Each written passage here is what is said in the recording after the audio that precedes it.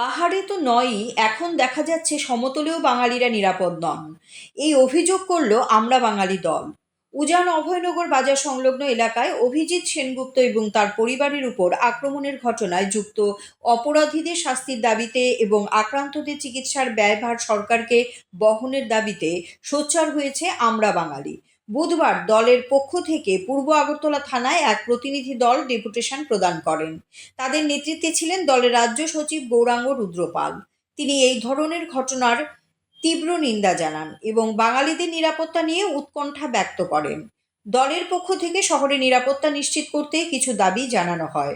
শহরের প্রতিটি রাস্তায় সিসি ক্যামেরা লাগাতে হবে, অকেজো ক্যামেরাগুলো দ্রুত সারাই করতে হবে, শহরের স্পর্শকাতর এলাকায় রাতের বেলা পুলিশি টহলদারির ব্যবস্থা করতে হবে, আগরতলা শহরে শান্তি শৃঙ্খলা রক্ষার জন্য নিরাপত্তা ব্যবস্থা জোরদার করতে হবে।